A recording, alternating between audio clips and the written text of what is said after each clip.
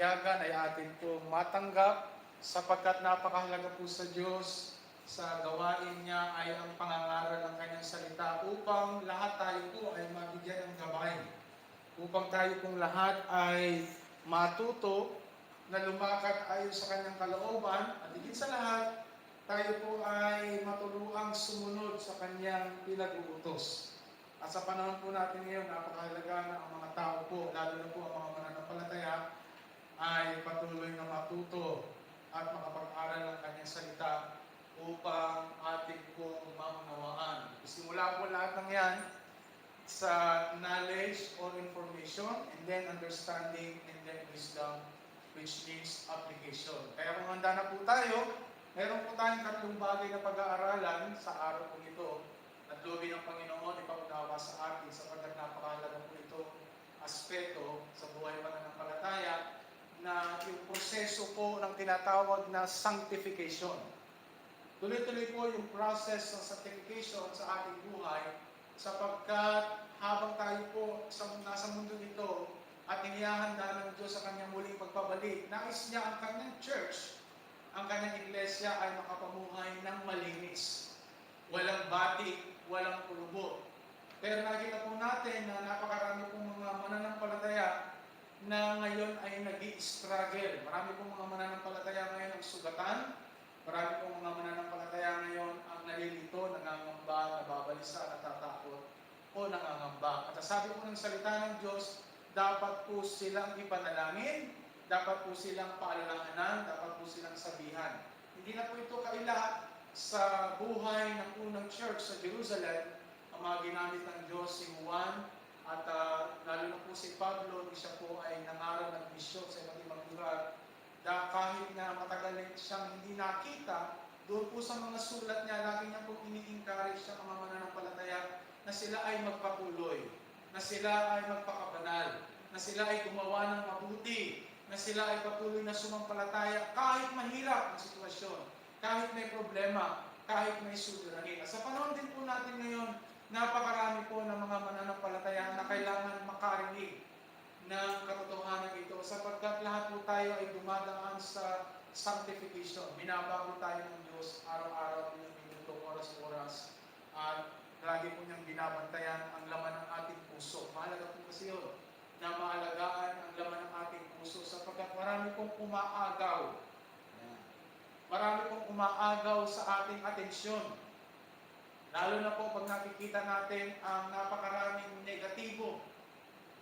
Pag nakikita po natin na maraming tao ngayon na galit, bitter, maraming tao ngayon ang nagagalit. Lalo na po sa katatapos na eleksyon sa Pilipinas, alam naman po natin, marami pa rin mga rally, marami pa rin mga kabataan matitigas sa ulo, marami pa rin mga masuway sa magulang, marami hindi natatakot, marami hindi tumatanggap sa nangyaring resulta. Ngunit napapasalamat tayo sa Panginoon sapagkat alam ng Diyos yung nararapat. Bagaman sa Biblia, meron tayong makikita tinatawag na perfect will at permissive will. Ano po bang pagkakaiba ng perfect will at permissive will? Pag sinabing perfect will o malinis o talagang kalooban ng Diyos, sabi niya sa kanyang mga salita, ito yung kalooban ko. Ito ang nais ko. Kung kayo'y mapupunta sa Kanaan, sabi sa Deuteronomy, kung kayo mapupunta sa Kanaan at makakita kayo ng mga kapwa, mga bansa na mayroong hari, magtayo, gusto nyo rin magkaroon ng hari, ito yung mga palatandaan, ito yung mga dapat yung gawin, ito yung perfect will ko. Pero tandaan natin, kung sino man ang mailalagay sa posisyon, kung sino man ang pipiliin ng taong bayan, masabi nila, the voice of people is the voice of God. Hindi rin pwede mangyari yun. Kasi bakit? Hindi porke marami, kalooban na ng Diyos. Hindi porke gusto ng marami, yun na rin ang nais ng Diyos. Kahit sa Hosea, makababasa natin na ang mga tao ang pumili ng mga hari nila na kahit hindi naman kalooban ng Panginoon. Pero pinapahintulot niya, yung tinatawag sa English na permissive will. So, mayroong perfect will ng Diyos, ito ang kalooban niya, ito ang nais niya, pero pag hindi sinusunod ng tao at ginugusto ng tao yung mga masasamang hari, tawag doon, okay na, pinahintulutan niya, permissive, pinahintulutan, pero hindi yun ang kanyang kalooban. Kaya mahalaga sa ating mga mananampalataya, alam natin yung pagkakaiba ng perfect will sa permissive will. Yung pinapahintulutan niya na kalooban niya at pinapahintulutan din niya kahit hindi niya kalooban. Pero sa buhay mananampalataya, kailangan ang goal natin, kailangan ang naisin natin, okay, sa bawat nakikinig at sa bawat narito, makuha natin yung sinasabing perfect will. Perfect. Yan talagang nais ng Diyos. At ang lahat ng nais ng Diyos ay makikita lamang natin sa Kanyang salita. Kaya napakaganda na tayo po ay well-informed. Hindi lamang well-informed, kailangan tayo din po ay well-trained. Tayo po ay nandoon sa proseso ng pagtuturo. Kaya ang pakinabang ng salita ng Diyos ay makikita natin doon sa nakalagay sa 2 Timothy chapter 3 verse 19. Pag-isada natin lahat yan. Ang lahat ng kasulatan ay pinasihan ng Diyos at magagamit saan? Sa pagtuturo ng katotohanan. Ano pa? Sa pagtatama sa maling katuruan. Sa ano pa? Sa pagtutuwid sa maling gawain at sa pagtuturo ng matuwid na pamumuhay. So sabi doon sa English, all scripture is given by the inspiration of God and it is profitable, number 1, for doctrine, for reproof, for correction, and training in righteousness. Sabi doon, sa King James Version. Ito daw po ang nagagawa ng salita ng Diyos. Profitable, may pakinabang. Hindi ito sa pagsasanay lang sa, sabi natin, gusto mong maging religyoso, ay magbasa ka ng Bible. Hindi lang po doon sa pagiging banal. Meron din pong pakinabang yon sa doktrina, sa reproof, sa correction, at sa pamumuhay ng matuwid, instruction in righteousness. So, ngayong araw na ito, pag-aaralan natin ang importanteng tatlong bagay. Number 1 is confession. Number 2 is repentance. And number 3 is forgiveness. Tatlong mahalagang bagay na isinasagawa at ginagawa sa proseso ng sanctification. Itong tatlong ito ay napakahalaga dahil makikita natin, maski sa buhay ng mga taong lingkod ng Diyos sa kanyang tinawag, itong tatlong ito ay kanilang nararanasan, lalo na po sa buhay ni Haring David. Si Haring David po, kilala natin, sino ang kanyang ama? Solomon. Ay, hindi. Sino po ang tatay ni David?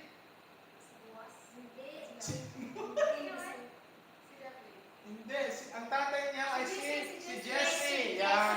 Okay, tama. Si Jesse. Okay. So si Jesse, tatay niya ang tatay ni David ay si Jesse. Okay? So sino po ang unang hari ng Israel? Hindi. Si Saul. Si Saul ang unang hari ng Israel. Tapos, nung nireject siya ng Lord, ang pumalit sa kanya ay si Haring David. Okay? But si Haring David po, ay makikita natin na naranasan niya po ito yung tatlong bagay na ito na mahalaga na maranasan din po natin.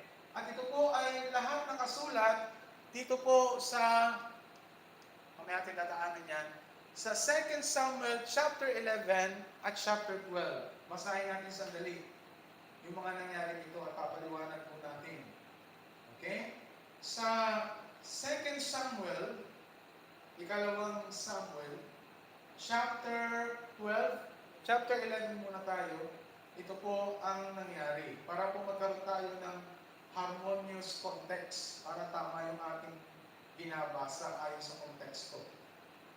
Okay? 2 Samuel chapter 11. Simula sa chapter 11. Basahin ko po sa inyo.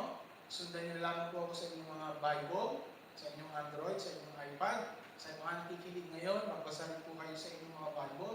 2 Samuel chapter 11, verse 1.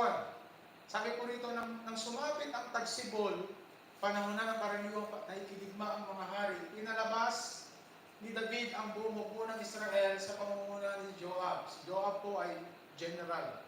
At ang iba pang mga pinuno, binuksan nila ang mga Amonita at kinugkob ang Raba. Subalit si David ay nagpaiwan sa Jerusalem. Verse 1, verse 2. Isang hapon pagkagising ni David, umakyat siya sa bubungan ng palasyo at naglakad-lakad, nag-relax. Mula roon may natanaw siyang isang babaeng naliligo. Napakaganda ng babae, naliligo. May naliligo bang nakadamit? Nakahubad. Verse 3, ipinagtanong niya kung sino iyon. Sinabi sa kanya niya sinabi sa kanya na iyo'y si Bathsheba, anak ni Eliam at asawa ni Urias na isang Heteo. Okay? May asawa. Verse 4, ipinakuha niya si Bathsheba na nooy katatapos na lamang ng kanyang paglilinis ayon sa tuntunin para sa mga babaeng nireregla. Ang nangyari, pinatawag, sinipingan siya ni David at pinauwi pagkatapos. Sinipingan, anong nangyari? Verse 5, dahil sa nangyaring ito, si Bathsheba ay nabuntis at pinasabi niya ito kay David. So nagkaroon sila ng secret affair. Okay? Nagkaroon ng relationship. Bawal na relationship. Verse 6, inutusan agad ni David si Joab na papunta niya sa kanya si Urias na Heteo. Sino si Urias? Asawa ni Bathsheba. Kasi meron ng problema. Okay? Nagkaroon na ng bunga ang kanilang relationship. So may malaking problema yon.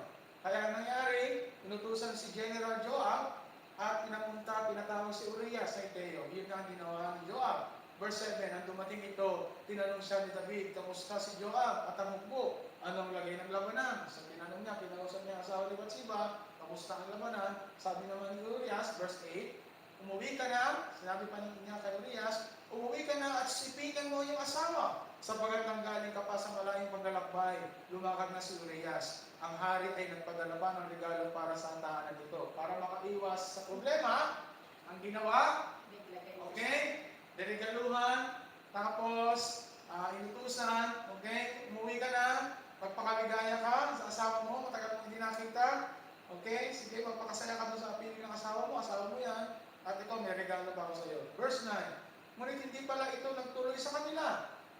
Sa halip doon siya nagtulog sa may tarangkahan ng palasyo, kasama ng mga bantay. Verse 10, nalaman ito ni David, at sinabi niya kay Urias, hindi ba't kararating mo lang buhat sa isang mahabang paglalakbay? Bakit hindi ka umuwi? Anong sabi ni Urias? Verse 11, sumagot siya, ang kabanang tipan at ang mga kawan ng Israel sa Huda ay nasa mga taon na lamang, at sa labas naman natutulog ang aking pinunong si Joab, at ang inyong mga punong kawal. Sa ganitong kalagayan, hindi po maaatin ng aking kaloobang ako umuwi upang magpakaligaya sa piling ng aking asawa sa harapan ng Diyos. Hindi ko po magagawa iyon. Anong sabi ni Urias? Nandoon yung mga barkada ko, nandoon yung general ko, nandoon yung mga kasama ko. Okay, natutulog sila sa putikan, nakikipaglaban sila, tapos ako nandito lang, magpapakaligaya sa asawa ko, hindi ko yata maiisip na magawa yun. Ano sabi niya ni David? Verse 12, sinabi ni David kay Urias, dumito ka muna ng isa pang araw. At bukas, umalis ka na. Bukas ka na umalis. Kaya nanatili sa Jerusalem ng araw ng iyon. Verse 30, kinabukasan, hindi pa tumingin sa David, inanyayahan ni David sa pagkain ni Urias, at ito'y kanyang nilasing. Meron na siyang plan A, may plan B. Ito na yung plan B. Okay? Hindi nakuha sa utos, hindi sumunod, kaya inulit niya pa, pangalawang option, baka umuwi na. Ang ginawa niya, pinakain at nilasing. Anong ginawa ni Urias? Hindi rin ito umuwi ng gabi ngayon. Bagkos natulog kasama rin ng mga bantay. Hindi rin umubra ang plan B. Okay? Tandaan niyo mga kapatid, kapag ang tao may kasalanan, laging may plan niya. Pero, siyempre, gagawa talaga ng parang para malinis siya. Anong ginawa niya? Verse 14, kinabukasan, sumulat si David kay Joab at pinadala kay Urias. Ito na yung plan C. Verse 15, sumulat si David kay General Joab. Verse 15, ganito ang nilalaman. Ilagay mo si Urias sa unahan kung saan mainit ang labanan, pagkatapos iwan mo siya roon at bayaan mo siyang mapatay. Ayaw ba na to? Matindi na itong issue. Iba na to. Okay? Nabuntis ang asawa ni Urias dahil pinatawag niya, sinipingan niya. Pinatawag niya ang asawa. Okay? Lumalaban yon, ginagawa yung kanyang tungkulin. Pinauwi. Okay? Pinausap, magpakaligaya. Kahit hindi na lahat yung nangyayaring gera doon. Pinauwi. Sabi, pumunta sa asawa, nagsaya, sipingan. Hindi pumunta. Hindi, pinatawag ulit, pinakain, pinainom. Akala uuwi ang asawa, hindi pa rin umuwi. So wala nang ibang paraan pa. Kailangan ng mabura. Hindi na plano ni David. Ano nangyari doon? Sumulat siya kay General, ito ang gawin sa init ng labanan. Okay? Verse 16. habang pinapaligiran ni na Joab ang lungsod, 16 na ba tayo? Opo. Habang pinapaligiran ni na Joab ang lungsod, inilagay niya si Urias sa gawing malalakas ang kaaway. Talagang pinwesto niya. Okay? Verse 17, lumabas ang mga kaaway mula sa lungsod at sinalakay ang mga kaaway ni Joab. Napatay ang ilang pinuno ni David. Kasama si Urias. Ipinadala ni Joab kay David ang ulat tungkol sa labanan, 19. Ngunit ito ang pinagbili niya. Matapos mong ibalita sa akin tungkol sa labanan, 20, maaari siyang magalit at itanong, bakit kayo nagpakalapit sa lungsod? Hindi ba ninyo alam na maaari kayong panain mula sa itaas ng pader? Alam niyo po nangyari kay Urias? Kaya namatay? Nakakaanak. Verse 21, hindi ba ninyo alam ng dahilan ng pagkamatay ni Abimelech na anak ni Gideon? Siya'y nabagsakan ng batong gilingan at tinihulog ng isang babae mula sa itaas ng pader sa Tebes. Bakit masyado kayo lumapit sa pader? Kung magkagayon sa kamo sabihin na patay si Urias, nagano si David? Ayos yun, no? Alam niyo, magaling magtakit-takit. Bakit hindi ginawa yan? Bakit hindi yun nilagay? Okay, kaya mga nangyari. Verse 22, lumakad ang sugo at ang ulat kay David ay sa sinabi ni Joab. 23, sinabi niya sa hari, lumabas po ang maraming mga kaaway. Nilusog kami. Ngunit napaurong namin sila hanggang sa may pasukan ng lungsod. 24, noong po nila kami tinudla mula sa pader at ilan sa inyong mga pinuno ay napatay rin po si Urias. 25, sumagot si David, kung gayon, sabihin mo kay Joab na huwag ikalungkot ang nangyari, sapagkat talagang ganyan ang labanan, may napapatay. Tarimay na lang, sabi, ay, natural lang talaga yan, may talaga namamatay. Ipagpatuloy ninyo ang paglusog hanggang sa mawasak ang lusod, sabihin mo huwag masisira ang kanyang loob. 26, nang mabalitaan ni Bathsheba na napatay na si Urias. Siya'y nagluksa. Pagkatapos ng pagluksa, 27, ipinatawag siya ni David at naging asawa nito. Nagkaanak siya ng isang lalaki, ngunit hindi nalugod si Yahweh sa ginawang ito ni David. Anong nangyari? Dahil sa patingin-tingin, attract, pinatawag, may nangyari, may nabuo, bawal na pag-ibig, bawal na relationship, para maiwasan ang kahihiyan, gumawa ng paraan doon sa asawang lalaki, dahil siya may authority, inutusan niya, ganito ang gawin, nagplano niya. Lahat sa isip ni David, nakajumbang-jumbang, nakasunod-sunod okay? At para mapagtakpan ng kasalanan, ay walang masabi ang mga tao, ay doon, nilagay niya sa unahan at iniwan ng mga kawal si Urias hanggang sa mapana, hanggang sa manamatay. At ngayon, dahil patay na ang asawa, pwede niya na gawing asawa si Bathsheba. At sabi ng kasulatan, nung makita ng Diyos ang ginawa ni David, hindi siya nalugod.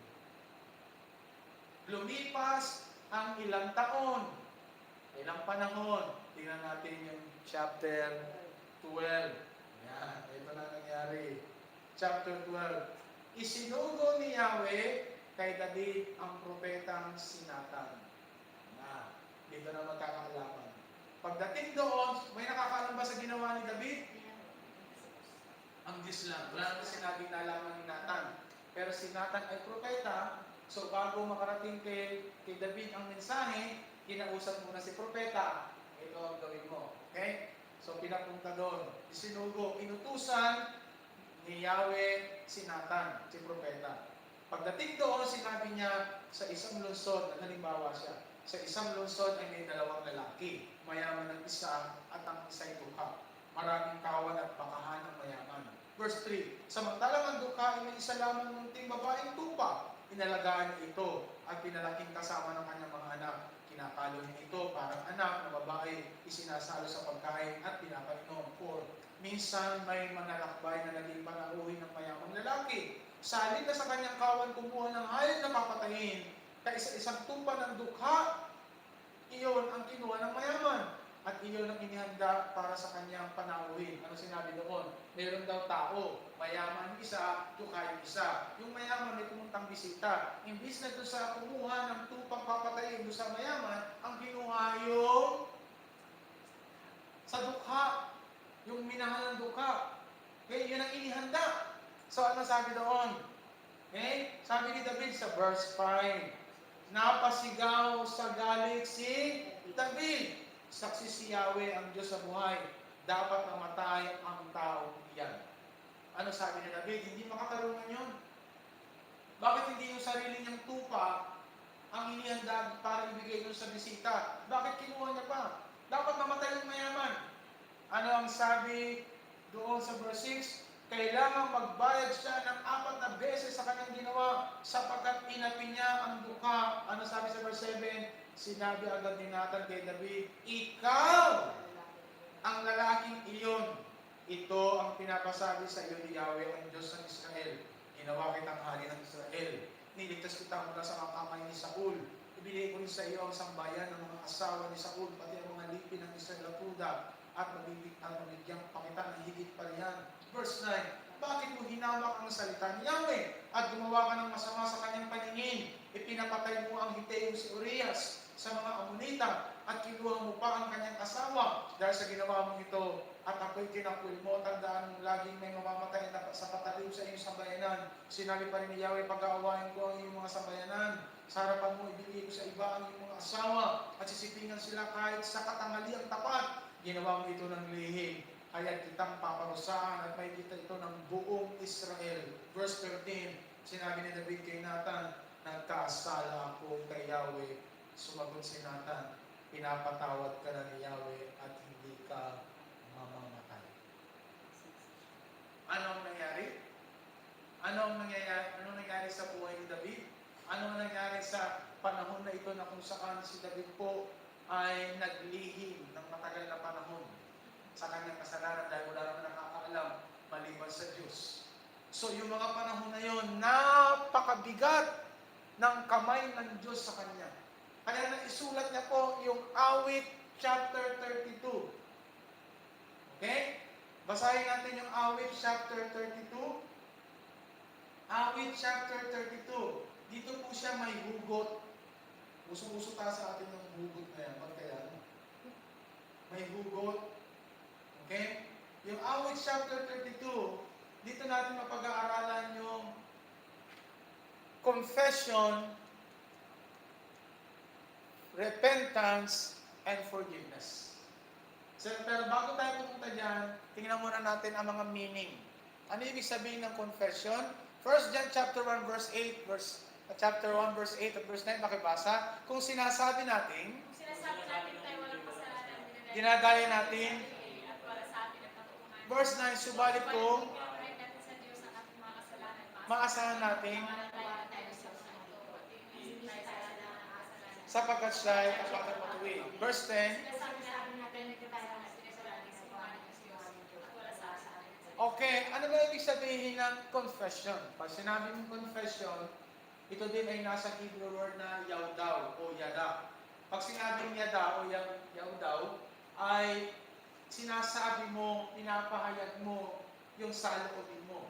Pero pagdating sa New Testament, pag sinabing confession, ay you are in agreement. Pag sinabing ikaw ay sumasang-ayon na mali ang ginagawa mo, base sa sinasabi sa iyo, nagpapahayag ka ng mali, nagpapahayag ka ng tama, base doon sa tamang sinabi sa iyo. Naunawaan mo natin? Okay. Ibig sabihin, sabi ni Juan, ang tunay daw na pagpapahayag ng kasalanan ay yung sinasabi mong ikaw ay nagkasala. Yung sinasabi mo na ikaw ay nagkamali.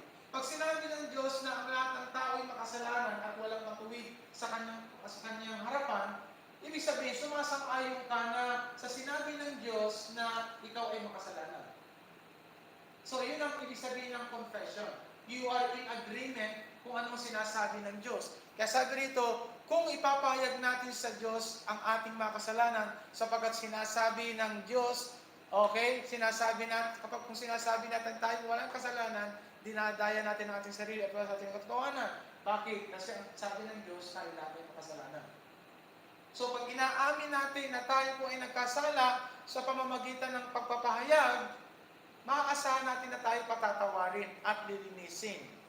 Dahil siya'y matuwid, siya'y tapat at matuwid. So kung tayo po ay nagbabasa, tayo po ay nag-aaral, tayo po ay natututo sa kanyang salita, at tayo sumasang-ayon, sumasampalataya tayo na yun ay totoo. Kapag tayo po ay nagkakasala, sinasabi natin na totoo sabi ng Diyos.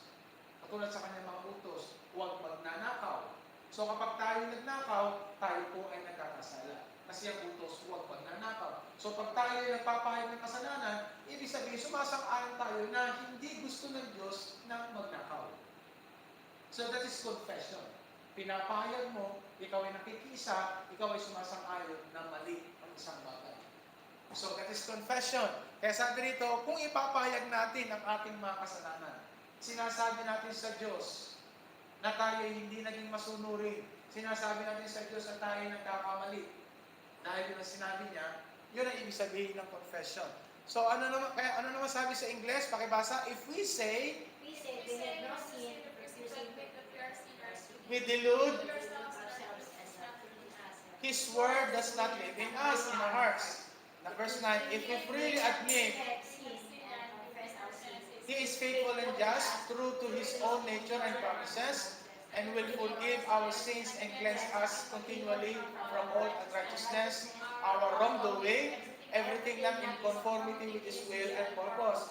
If we say that we have not sinned, refusing to admit acts of sin, we make Him out to be a liar by contradicting Him, and His word is not in us. So, yan po ibig sabihin ng confession. Okay?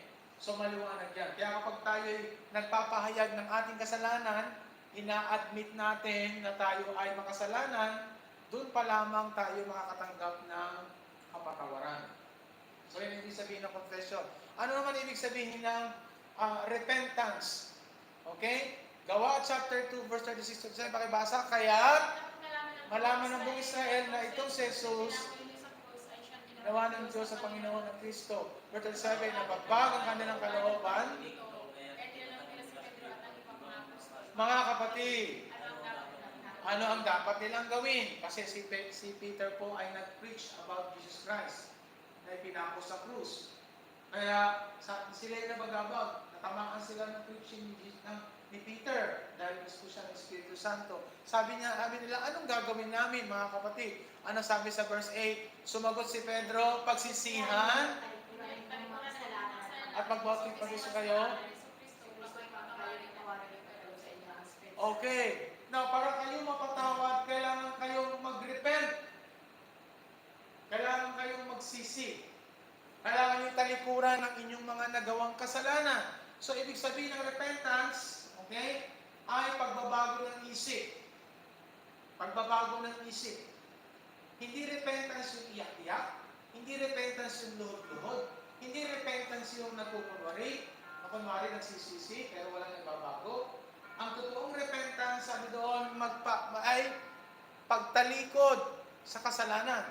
Kaya magkasama, pagsisisi, ano doon? Pagsisihan niyo talikuran. So, ang tunay ng pagsisisi, pagtalikod sa kasalanan.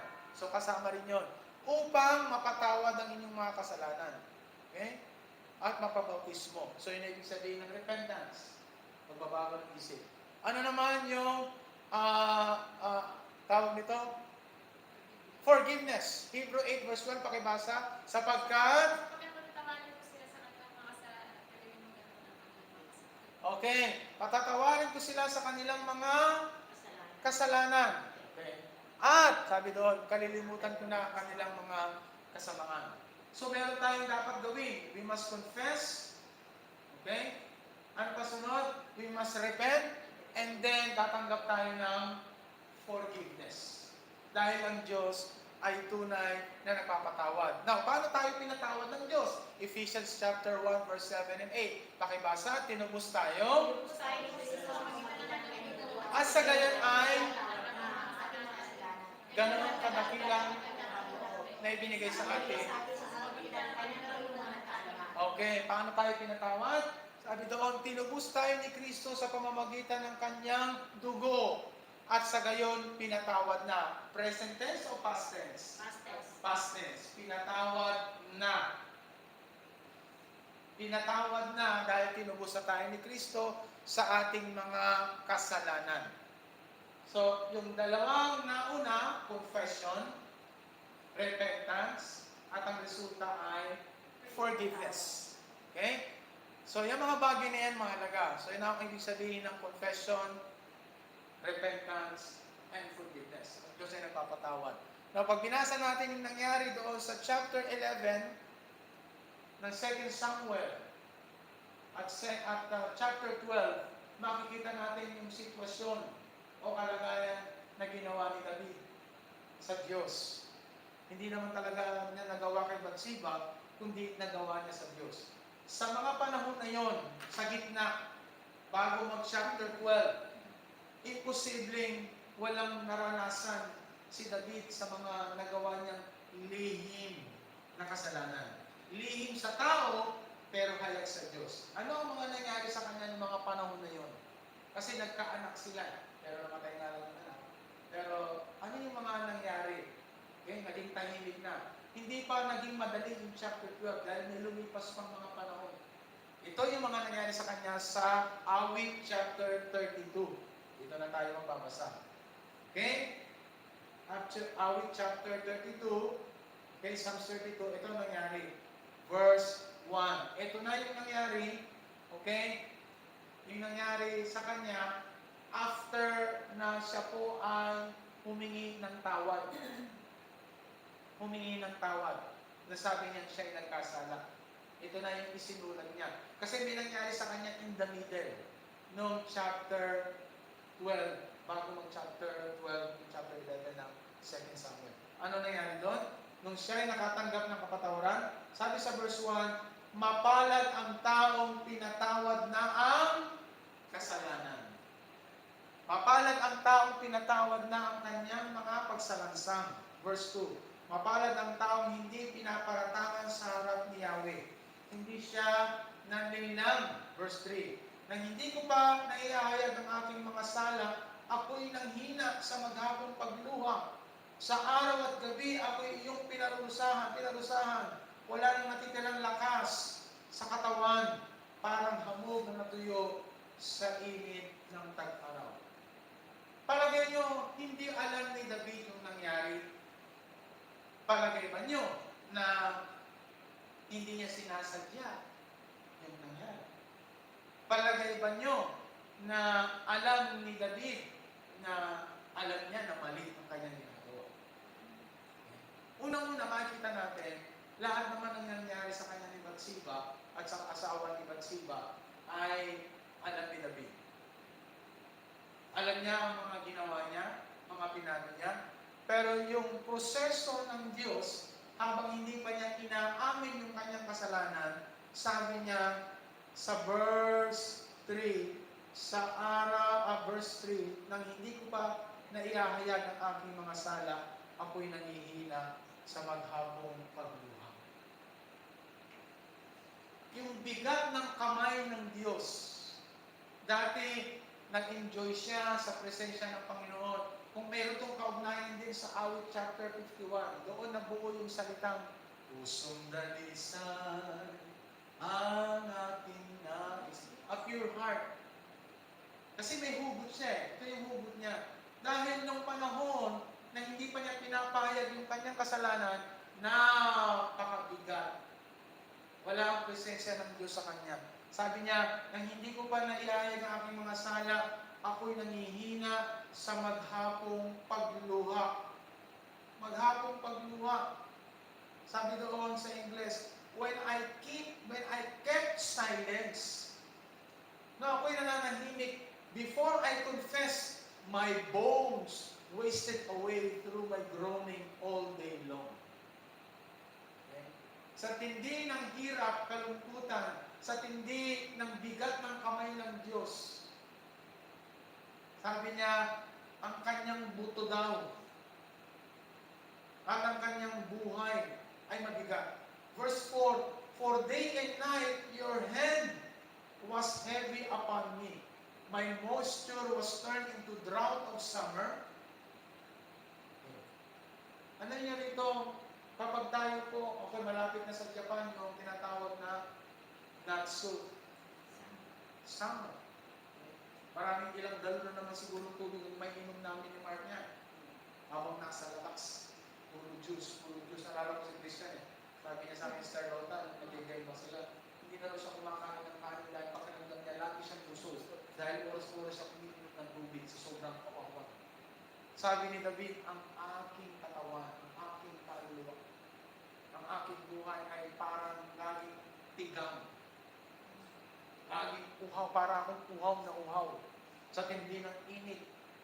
Nung hindi ko pa inaamin sa Diyos ang aking mga nagawang kasalanan. Alam niyo mga kapatid, ito ang kadalasang issue. Kasi kung bakit ang isang tao ay meron tinatawag na neuroticism. Sabi ng mga psychologists, yung neuroticism, sa Tagalog po doon, nervyos. Sino rito ang nervyos? Nervyos. Yung madaling matatakutin. Yung laging nababalisa. Lahat ng bagay na yan may pinagmula. At sabi ng mga psychologists, yung tinatawag sa kanila na subconscious. Meron kasing conscious, merong subconscious sa ilalim ng isip natin. Ang pinagmula ng sobrang nervyos ay yung tinatawag na guilt. Ginugel ko, ano yung salitang guilt? Sabi daw doon, pagkakasala o lihim na pagkakasala na hindi pa pinapahayag. Yung natago lang. At kapag meron tayong natatagong kasalanan, merong mga ugaling negative na lumilitaw. Yan. Base yun sa psychologist, sa mga nag-aral tungkol sa sitwasyon ng maraming tao. Kaya may mga tao na naghihingi ng counsel o payo sa mga pastor. At sabi doon sa survey, kadalasan ng mga humihingi ng payo sa mga pastor ay yung hindi nila mapatawad yung kanilang sarili dahil sa kanilang nagawa. Nagiging resulta yun ng nervous breakdown. Sobrang nervyos, sobrang pagkatakot. Kaya pag meron sila nakakikitang sitwasyon similar o katulad ng mga nangyari nung nakaraan at nangyayari din sa kanila ngayon, meron tinatawag na parang meron silang panic attack. Yung, di ba? Pag halimbawa, meron kong nakaaway noong 1981. Anong taon na ngayon? Oh, yung nangyayari noon, tapos nauulit. Kasi may mga pangyayaring nauulit eh. Di ba? May nangyari sa kanya yun. Nung nangyari sa kanya, nagkaroon siya ng parang panic, nervyos. Ngayon, yung nervyos na yun, dala-dala niya pa rin hanggang ngayon. So lahat yun may pinagkaugatan. Sabi ng mga psychologists, itong mga bagay na ito ay nangyayari. Sabi rin ng mga ibang pastor, meron mga Kristiyano hindi makapag-move on sa kanilang buhay pananampalataya dahil meron mga bagay na kasalanan o guilt sa kanilang puso na hindi pa nila pinapahayag sa Diyos. Hindi pa nila pinapahayag, hindi pa nila pino-confess, hindi pa nila hinihingi ng tawad sa Diyos.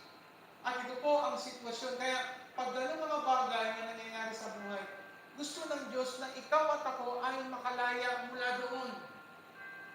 Hindi nais ng Diyos habang panahon ay ka nalang ninenervyos.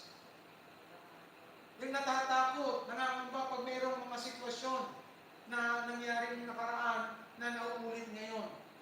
Kaya ang iba, alam yung ginagawa, para matakasan yung ganung problema, yung iba, Brother Mark, nag-a-addict. Yan. Yung iba ginagawa sa ibang pamamaraan. Oh, di ba? Hindi sigarilyo, naglalasing, ano pa, para matakasan. Kasi yung unang tatawag nila, pampaalis. Para makalma. Oh. Yung iba naman sa gamot. Ba? Hindi na siguro drugs yan eh. Marijuana man yan, o shabu, o cocaine. Sabi nga, baso hindi man ako nagpo-cocaine, pero nagtuturok ako. May turok, yung pampakalma lang. Di ba meron mga gamot na binibigay ang doktor para pag hindi ka maging hyper, meron mga gamot yan para hindi ka, pampakalma. Diba? Mga gamot yan ay ininom eh. Meron namang nakainom din naman, o kaya hindi makatulog. Sleeping pills. Sleeping pills. Diba? Kasi may mga tao na yung bang laging bukas ang mata, hindi makatulog talaga. Alas 3 na ng madaling araw, may pasok ka bukas. Talagang hindi ka talaga makatulog. Talagang lutang ka na hindi ka talaga makatulog eh. Dati meron dito kasama ko manunugtog, hindi rin siya makatulog, meron siyang chiba sa regal. Doon sa kanyang rep. Pag hindi rin siya makatulog bago Mark, tatagay mo na siya ng isa. Sabi ko, natulog ka ba? Oo, pero sumakit ang ulo ko kinabukasan. Saan talaga ulo mo? Alak yun eh. Maraming kaparaan ang ginagawa. Kaya ito sa buhay ni David, nung mga panahon na yon na siya po ay nakagawa ng sadyang kasalanan, ay hindi rin siya pinatigil. Mabigat sa kanya. Kaya may nakalagay din sa Awit 38 verse 3, sulat nyo na lang. Ito din yung nangyari kay David. Awit 38 verse 3.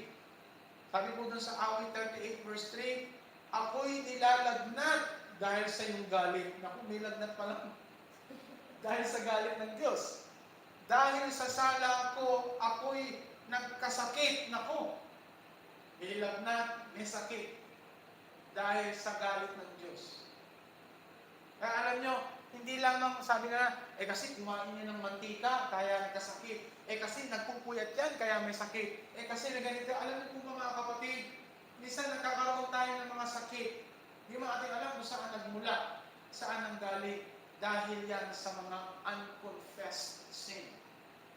Sa mga kasalanan hindi pa hinihingi ng tawad. Okay? Kaya naunawaan din niya ni Moises. Alam niyo si Moises, kilala naman natin si Moises, pinili ng Diyos. Pinili siya ng Diyos na maging tagapanguna. Pero alam niyo, naranasan niya sa buhay niya, okay? Alam niyo mas pinili niya? Sabi doon sa Hebrew chapter 11 verse 24 and verse 25. Okay? Hebreo chapter 11 verse 24 hanggang verse 25. Sabi doon, dahil sa pananampalataya sa Diyos, tumanggi si Moises nang siya ay mayroon ng sapat na gulang na tawagin siyang anak ng prinsesang anak ng hari. Verse 25. Inibig pa niyang makihati sa kapihang dinaranas ng bayan ng Diyos kaysa magtamasa ng panandaliang aliw ng mundong ito dulot ng kasalanan.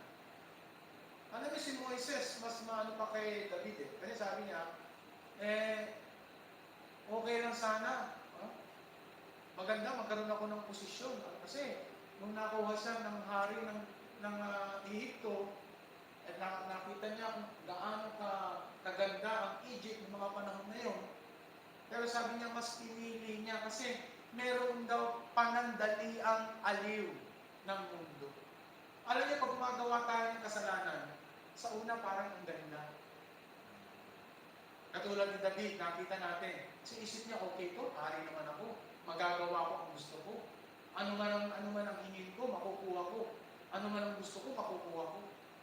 Pero sa isip ng Diyos, yung nagawa niya, hindi nakalugod. Kahit alam din ni David na mali yun. Kaya ang nangyari kay Moises, sabi niya, ang kasalanan, panandali ang aliw.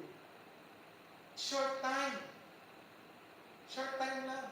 Pero yung resulta, yung tiisin, yung hirap, hanggat hindi pinapahayag, napakahaba ng hirap at dusa. Kaya ano sabi doon?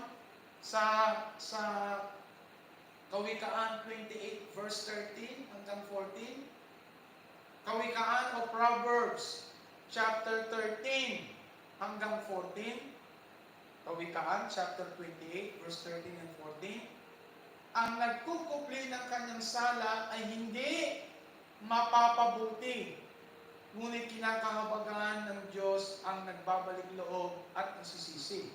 Verse 14, mapalad ang taong sumusunod sa ating Diyos, ngunit ang matigas na ang ulo ay mapapahamak.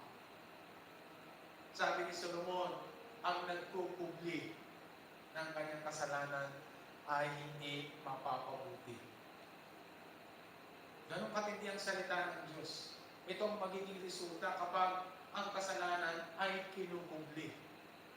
Kaya nung sinabi ni David na mapalad ang taong pinatawad na, kasi alam niya sa sarili niya kung ano ang naging resulta ng ginawa niya.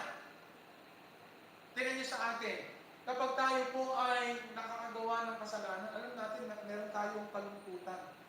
Nalulungkot tayo. Hindi tayo mapakali. Nababalisa tayo. Okay? May pagkakataon pa nga kung minsan masyado tayo naging abala sa maraming bagay. Minsan may pagkakataon na niloloob ng Diyos na mapagod tayo para makapagpahinga tayo sa Kanyang presensya. Kasi isip ng isip tayo, kailangan ko to, kailangan magkaroon ko nito, kailangan mabayaran to, kailangan mag-overtime ako, kailangan magsikap ako, kailangan ganyan. Minsan susuturan nakakapagod eh. Alam mo, nakakaparin ka sa Pilipinas, Mami, Tita, kailangan namin ito, kailangan ng ganyan, kailangan pagpapaaral kay ganito, kailangan may bayaran si ganito, may namatay, may nagkasakit, may ganyan, ganyan. Di ba nakaka-stress? Di ba? Akala naman nila napakalaki ng kinikita natin. Akala naman nila napakadali ng makakuha ng maraming pera dito sa Japan. Hindi nga madali. Pero ang lahat ng ito ay nangyayari at niloloob ng Diyos na maranasan natin sapagkat nais ng Panginoon na magkaroon tayo ng kapahingahan sa Kanyang presensya. Okay? Balik po tayo sa awit 32.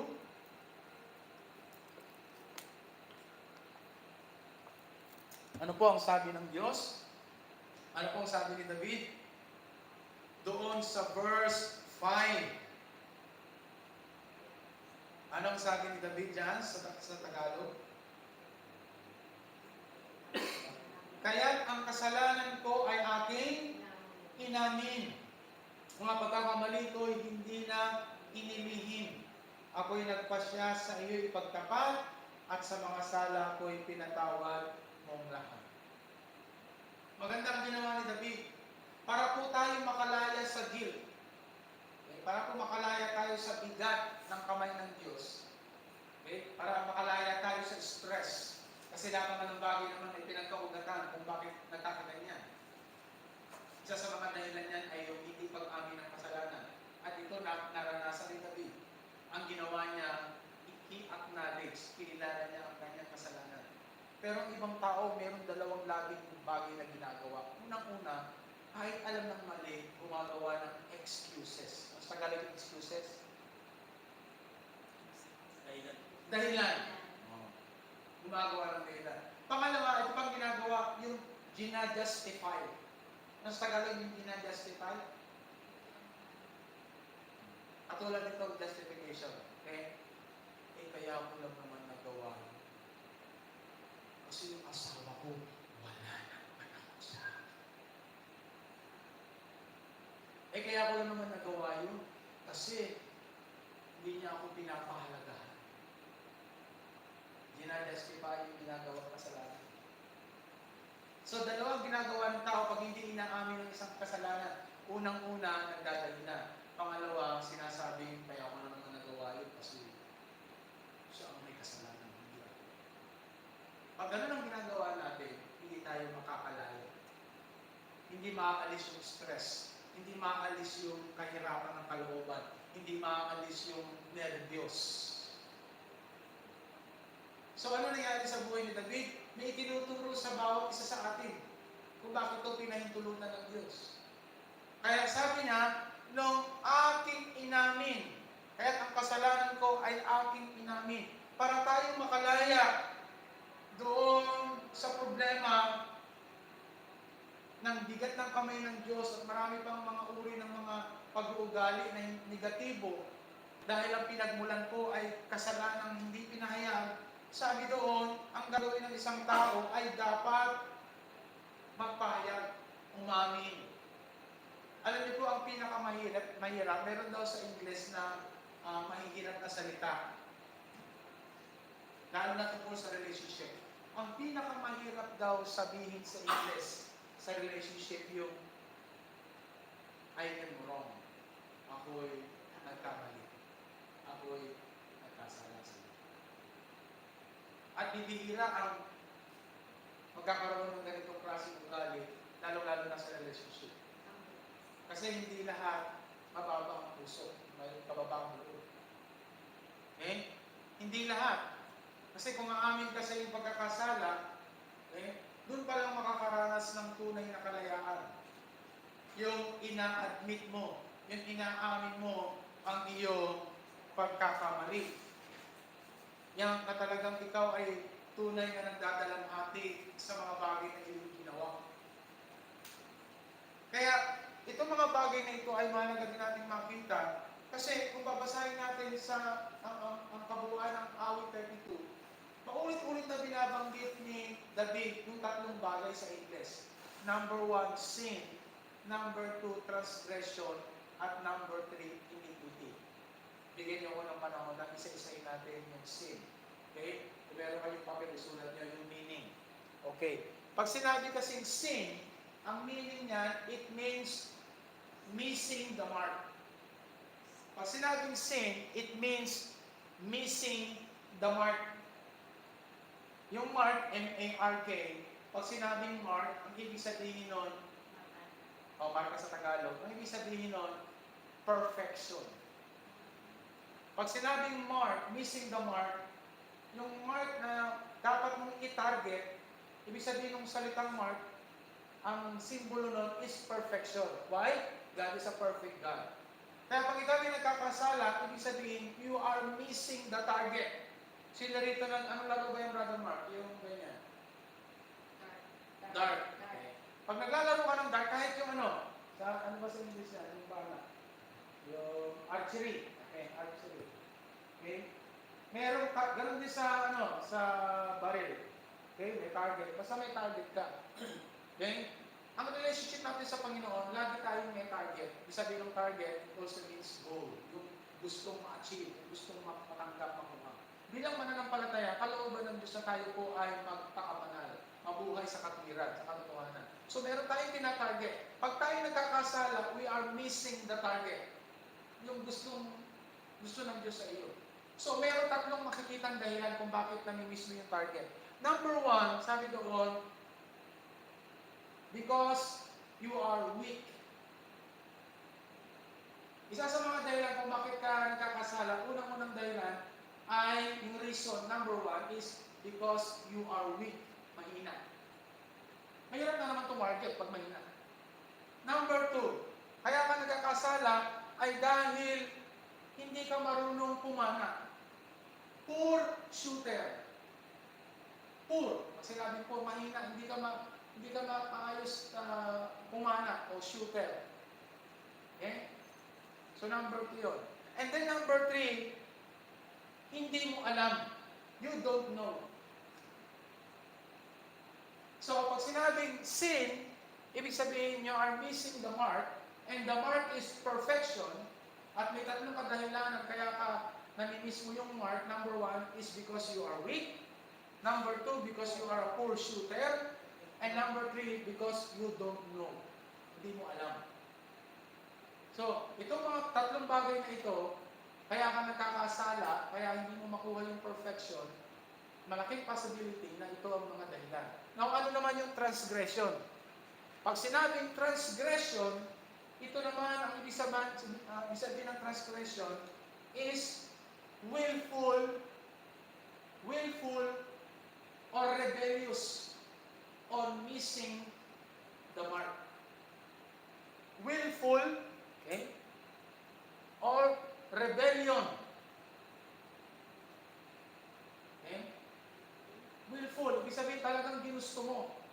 Willful or rebellion. Okay? So dalawa. Kapag ikaw ay nag-transgress, ibig sabihin, alam mo ng mali, pero ginawa mo pa rin. At ang kasalanan ng transgression, kapatid niya yung rebellion. Nagre-rebellion ka. Kahit alam mo na tama ang dapat gawin, hindi mo ginagawa. Now, yung iniquity, ang ibig sabihin naman ng iniquity, yan yung total of the two. Total. O yung summary ng sin at transgression. Pag pinagsama-sama mo yan, equals yan iniquity. At ang pinakamalalim na kasalanan ay yung iniquity. So may level of sin. Sin, transgression, at ang pinakamabigat, iniquity. So, pag binasa nyo sa English yung Psalms 32, nandiyan yung mababasa yung sin, transgression, and iniquity. So sa iniquity, malalim na uri ng kasalanan na yun. Kasi yung sin ay missing the mark, and yung transgression, willful. Yung talagang ginusto mo yung kasalanan, pinagplanuhan mo pa, and then yung iniquity, yun yung pagsama-sama ng sin at transgression. Okay? Talagang ayaw mong sundin ang kalooban ng Diyos, kahit alam mo na, gusto mo talagang gawin yung kasalanan. Pinagplanuhan mo pa. So katulad niyan, pag magnanakaw ka ng bangko, planado mo lahat yun. Bakit ang bangko? May security guard. Merong pintuang pasok sa bangko. Meron pang yung kahadero. Paano mo papasok yun? Lahat yun pinagpaplanuhan. Doon pa lang sa pagplano mo, okay, alam mo ng bawal, alam mo ng hindi tama, alam mo ng masama magnakaw, pero itutuloy mo pa rin. The summary, the total, the conclusion of that is iniquity. Ano ako ba natin? Okay, so yun ang salitang iniquity. So sa ginawa ni David, lahat yun sama-sama. Okay? At ang verse doon sa translation ay doon sa Lucas chapter 12, verse 47 at verse 48. Binasa na natin ito kanina, sharing. Lucas chapter 12, verse 47 and verse 48. Sabi doon, ang alipin nakakaalam ng kalooban ng kanyang Panginoon, ngunit nagpapabaya o ayaw tumupad sa pinagagawa nito ay paparusahan ng mabigat. Verse 48. Ngunit ang alipin hindi nakakaalam ng kalooban ng kanyang Panginoon, magkulang man siya sa kanyang tungkulin ay paparusahan lamang ng mas magaan. Ang binigyan ng maraming bagay ay hanapan ng maraming bagay. Ang pinagkatiwalaan ng lalong maraming bagay ay pananagutin sa lalong maraming bagay. Kaya alam ni David, dahil alam naman niya ang kalooban ng Diyos. Alam niya ang utos ng Diyos.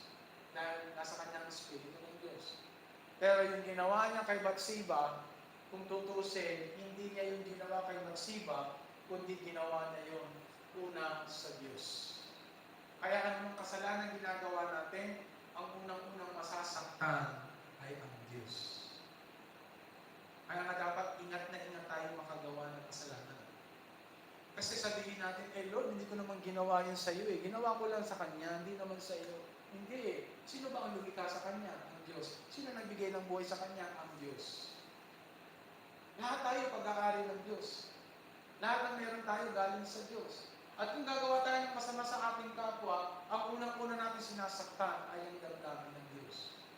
Kaya pag nagkakasala tayo, isipin natin, kahit hindi nakikita ni pastor o hindi nakikita ng sino mga Kristiyano, pag tayo nakagawa ng kasalanan, ang unang-unang gagawin natin ay humingi ng tawad. Una sa Diyos. At kung tayo nakapanakit ng ating kapwa, lapitan natin siya at humingi rin tayo ng tawad sa Kanya. Kaya ang relationship natin, una sa Diyos, pangalawa sa ating kapwa. Magagawa natin mahalin ng Diyos. Pero ang napakahirap magawa ay mahalin ng ating kapwa. Dahil ang Diyos ay nahirapan din na mahalin ng tao. Dahil ang tao ay may sariling pagpapasya. Pero kung tayo tunay na mananampalataya, kung ano ang pasya ng Diyos na ibigin ng kaaway, ibigin natin ang kaaway. Kung ang sabi ng Diyos na ibigin mo ang mga taong ganito, ibigin mo ang mga taong ganyan, hanggat maaari, pagsikapan mong maging maayos ang relationship mo sa iyong kapwa, pagsikapan. Kasi hindi madali. Tingnan mo sa Old Testament, hindi sa Old, sa New. Lagi sinasabi ng Lord, love your enemy, love your neighbor, love your fellow workers, love your fellow Christian, love your mother. Lahat love, about love, about love. About love, about love, about mercy, about grace, about grace. Pag-aaralan ng New Testament, laging ganun, mercy, grace, love. Kaya sabi sa 1 Corinthians chapter 13, sabi niya, dahil po ang lahat, faith, hope, but the greatest of all these things is love. Sabi ni Pablo. Ang pinakadakila lahat, love, love, love. Sabi sa John chapter 13, malalaman ng lahat na kayo mga alagad ko kung kayo nagmamahalan. Sabi sa John chapter 14, sabi doon, ito ang bagong utos na sinasabi ko sa inyo. Okay, magmahalan kayo, mag-ibigan kayo, katulad ng pag-ibig ko sa inyo, pagmamahal ko sa inyo. So about love. Yan ang pinakamahirap. Kaya paulit-ulit sinasabi, pag sa Bible nabasa kayo na paulit-ulit, kasi yun talaga ang pinapaalala sa atin na mahalin natin ang ating kapwa. Kaya ang mga bagay na ito ay nangyari at sinabi, naganap sa buhay ni David, upang siya'y makalaya at ganoon din, dapat din tayong makalaya. Kasi sinabi niya, mapalad ang tao ang kasalanan ay pinatawad na. Sa English pa nga, yung cover, Kasi sa lumang tipan, hindi nalilinis ang kasalanan. Kailangan magawa mo yung seremonyas, yung mag-aalay ka ng tupa, at doon mo ipapatong yung kamay, simbolo na yung kasalanan mo mapunta doon sa tupa, at yung tupa, kakatayin, alisin yung dugo, para ang kasalanan mo ay matakpan. Pero sa New Testament, hindi na tinatakpan ng kasalanan. Ang ginagawa ng Diyos, nililinis. Mas matindi ang New Testament. Bakit? Kung sabi ni David, mapalad ang taong pinatawad na, sa ibang translation, tinakpan ng kasalanan, eh doon pa kaya sa nilinis na. Nilinis na. So mapalad tayo, kaya may dahilan tayo para magpuri. May dahilan tayo para tayo mag-alak. May dahilan tayo para magsaya. Kaya nga dapat huwag tayo masyadong magpapabaya o huwag tayo masyadong magpapaasa, magtitiwala sa mga emotion natin. Kasi, alam niyo bakit? Kasi dinadaya tayo ng ating emotion. Nakakala natin, pag tayo ay merong maraming pera, pag maayos ang lahat ng bagay, pag planado ang lahat ng bagay, pag maganda ang takbo ng gobyerno, maganda ang takbo ng ekonomiya, ay dapat tayong magsaya. Pero sa mga tunay na mananampalataya, ang tunay na kagalakan ay yung kapatawaran ng kasalanan. Kapag naranasan mo ang kapatawaran ng Diyos, dapat kang magalak. Yun ang simula ng tunay na kagalakan. Pero may dapat kang gawin. Kailangan mong ipahayag. Kailangan mong sabihin sa Diyos. Kailangan mong aminin. Kailangan kang lumapit sa Panginoon. Katulad na nangyari kay David. Kailangan mo bang hintayin na magpadala ang Diyos at kumatok sa bahay mo isang propeta? Oo, sa bahay ni Brother Mark, halimbawa lang yan, may kumatok. Baka kasi dito kadalasan pag kumakatok, yung uba. Yung nagbibigay ng ano. Konnichiwa, magandang hapon po sa inyo. Magtatatlo, minihon dito, nagtatagalog. Buti pa nga sa Pasay, hindi pa ako naka-encounter nung makausap ko. Si Pastor Raminda yata, naranasan yun. May kumatok, may natuloy pa niya. Inakusap pa niya. Si Sister Arlene, may nakusap niya sa Kashiwa. Nagkaroon sila, hindi naman siguro debate yung Sister Arlene. No? Pero nagkaroon. Hindi pa ako doon sa pagkakataon na nakipag-one-to-one ako sa membro ng JW. Pero pag ano ka, parang ano sila, di ba? Basta pag hindi na na-explain masyado, bibigyan nila sa'yo magasin. Yan, mabasahin mo na lang. Ang tanong, binabasa mo ba? Hindi. Diba? Kasi ang ganda ng picture, ang ganda ng kulay, ang dami mga mensahe. Meron sila mga testimony, meron mga kung ano nakasulat doon, mga doktrina ng JW, diba? Ang ganda basahin, ang ganda nun. Pero lahat sila nag-take effort. Mahal yung printing. Lahat yun, Tapos sila may mga churches dito, may mga building. Tapos, Lord, kami tutulong sa sana, walang building. Ba't may mga building? Diba? Tsaka talaga mga tumagiging tanggalan ng kapal ng mukha. Walang hiya-hiya, talagang kapal. Kakatok talaga sila, mag-house to house. Sino rin na nakarasan ng mag-house to house? Wala pa, di ba? Gusto nyo gawin natin sa araw? Hindi. Ha? Punta namin na Serota, lusubin natin yung territory niya. Patuloy natin din yung mga apon. Simasen! Simasen! Okay, puntahan tayo na. Woo! Sawa diba? Dito sa akin, that's minsan naasa dahil sa minsan sa kasa, sa apartment. Ang mga Pilipino talaga, may ingay. Marinig mo, kahit nasa loob ka na ng kwarto, ang ingay talaga ng mga Pilipino kung saan mapunta. Punta sa Eke, dadala. Punta na sa McDo, dadala. Punta sa Israel, kahit nang kumain kami doon sa malapit sa Costco, anong pagkain ng restaurant na yan? Saan? Papa Gino? Punta kami sa Rota, nung Yasmin, kumain. Punta kami doon, punta kami Costco, nabawasan naman ng sarsing niya. Okay? Bakit kasi sa card niya meron pa 6,000. So lahat, bago ng itchy mga mahigit, pero 3,000 na yan. Kaya sabi ko sa amin, kung naman tayo ng hard coke, tingin. Sabi ko, nagutom ako kami tayo. Yan muna, ayaw pa niya. Pero sabi ko, sige, dito kami kumain ni si Maria, tsaka ni Pastor Jeff. Dito buka natin, kasi tabi ko dali pala yun. So, pasok kami doon. Ngayon, natin kami, alalala! Ulubig pa. Ang iya, punta ko doon sa amin. Talagang nakita ka ng mga Pilipino, talagang, alam nangyari kay tapos, ganun yung mga visa mo. Pag tinag-usapan, visa, ako, makukulong ka. Naku, kumakain kami. Kasi ano na buwisit, inom naman ako. Ang Pilipino talaga kung saan mapunta, talagang mainim ako. Natural sa atin yung magdadala ng Diyos. Okay? Pero alam niyo mga kapatid, sa atin bilang mananampalataya, mahalaga na makita natin na kapag tayo po ay tunay na sumasampalataya, tunay na naglilingkod sa Panginoon, nais ng Diyos ay iparanas sa atin yung buhay na nagpapatuloy tungo sa perfection. Gusto ng Diyos na tayo po ay mag-mature. Pero bago mangyari yon, may mga area sa ating buhay na dapat tayong makalaya. Kasi hindi pa tapos ang proseso. Ang iba sa atin, maaaring alipin pa sa ganitong sitwasyon. Ang iba sa atin, meron pang emotional bondage, o mental bondage, o financial bondage. Ang Tagalog yung bondage? Tali. Ba? Baka meron pang area na iyong buhay, kaya ka kinakapos, kaya ka nagkukulang, kung bakit meron kang karamdaman, kung bakit meron kang mental illness, kung bakit meron kang stress, saan tali yan? Anong sitwasyon mo, bakit may ganyan? So pinag-aaralan, hindi pwedeng atarimay lang, hindi pwede. O siguro kasi mana ko, kasi yung lolo't lola ko may sakit sa atay. Siguro ako may sakit din sa atay.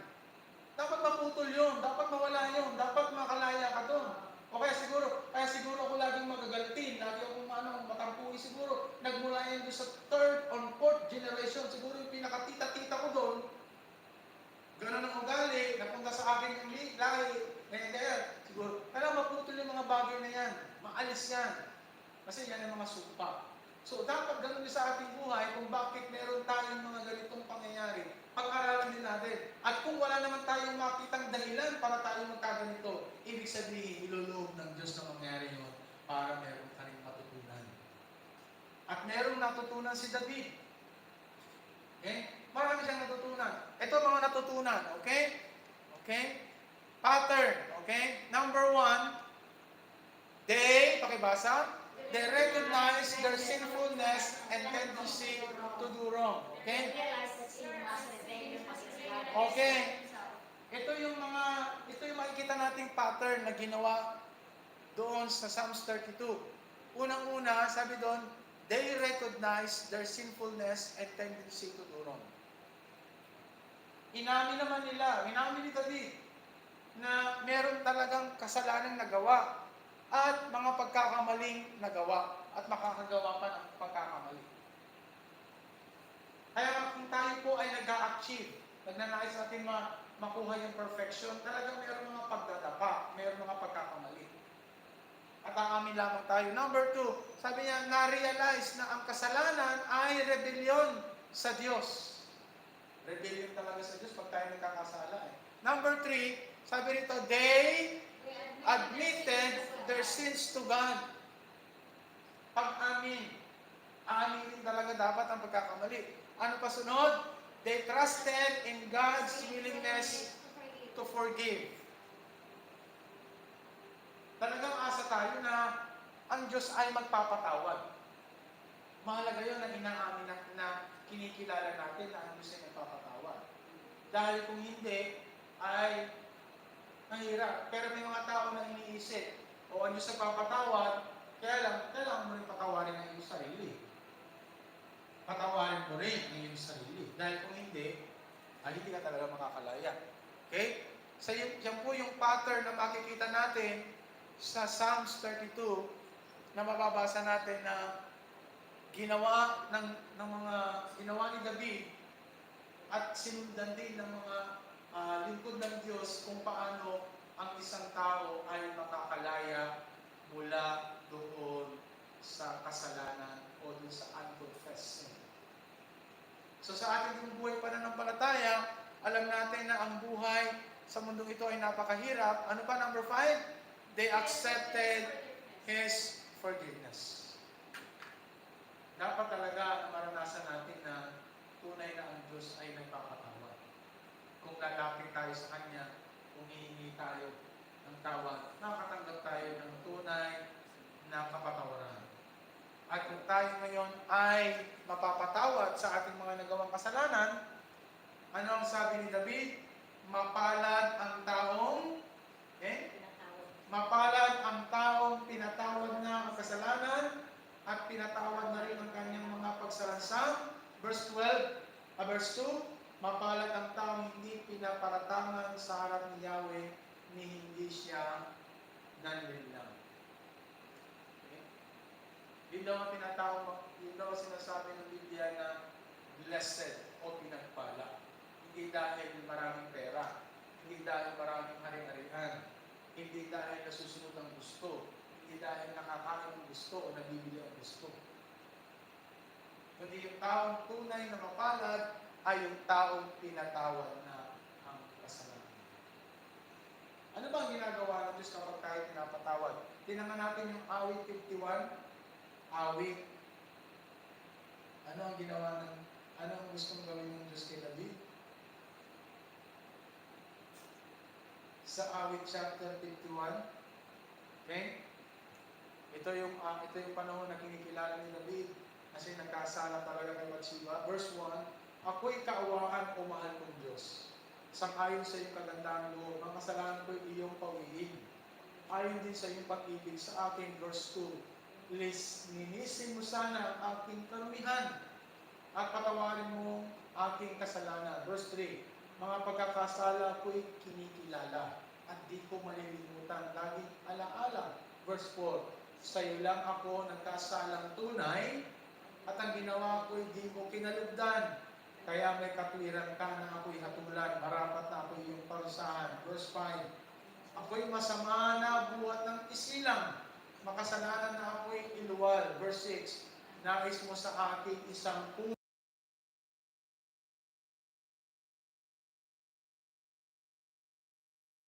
sala ko ay hugasan, at ako'y puputin ng lubos-lubusan. Verse 8, sa galang at tuwa ako ay puspusin, butong nangihinay muling palakasin.